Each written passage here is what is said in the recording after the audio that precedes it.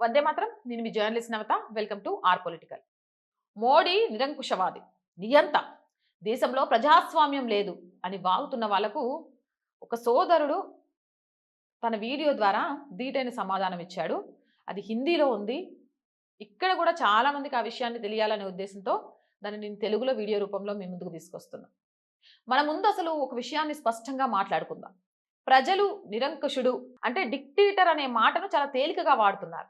ఒక స్వతంత్ర దేశంలో కూర్చొని చవక ఇంటర్నెట్ వాడుతూ వీధుల్లోకి వచ్చి గొంతు చించుకొని బూతులు తిడుతూ మళ్ళీ దానంతటిని వీడియో తీసి సోషల్ మీడియాలో పెడుతున్నారు.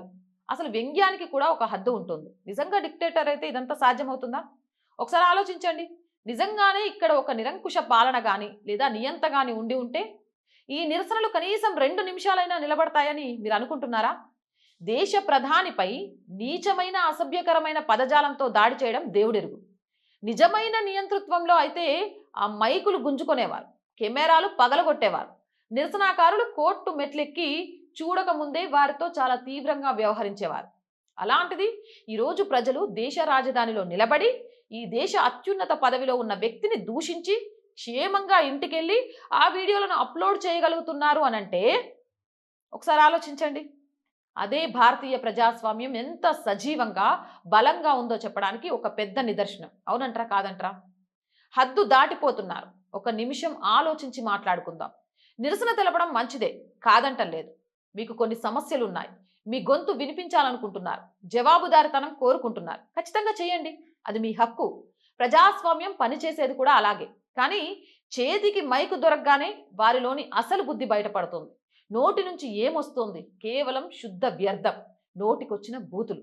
నిజంగా దేశ ప్రధానిపై నీచమైన భాషలో అరవడం ఏంటి గొప్పని ఫీల్ అవుతున్నారా? ఆధునిక నిరసనల స్థాయి ఎంత దిగజారిపోయిందో చెప్పడానికి ఇది నిదర్శనం. నిజాన్ని నిర్భయంగా ఒప్పుకుందాం. మీ బుర్రల్లో కాస్త కూడా ఆలోచన లేనప్పుడు, మీ మెదడు పనిచేయడం మానేసినప్పుడు, పాలన లేదా విధానాల మీద చర్చించే సామర్థ్యం లేనప్పుడు ఏం జరుగుతుందో తెలుసా? ఒక రకమైన నైరాశ్యం వస్తుంది. అప్పుడు ఏం చేస్తారు? ఇలాంటి నీచమైన బూతుల వెనక దాక్కొని తామేదో తిరుగుబాటుదారులుగా గ్రేట్గా కనిపిస్తున్నామని అనుకుంటారు. నన్ను క్షమించండి, మీరెంత మాత్రం గ్రేట్గా కనిపించడం లేదు. ఇది కేవలం మీ పెంపకాన్ని, మీ శూన్యమైన వ్యక్తిత్వాన్ని, అలాగే మీరు పోరాడుతున్నామని చెప్పుకొని మీ ఆశయం యొక్క శూన్య విలువలను మాత్రమే బయటపెడుతోంది. ఇది కరెక్ట్గా ఉంది కదా? మీకు అనిపిస్తుందా లేదా? కామెంట్ చేయండి. జై హింద్, జై భారత్. అండ్ మోర్ వీడియోస్ కోసం our group of channels, our voice, our political, our Sanskriti ఛానల్స్ని వెంటనే సబ్స్క్రైబ్ చేయండి.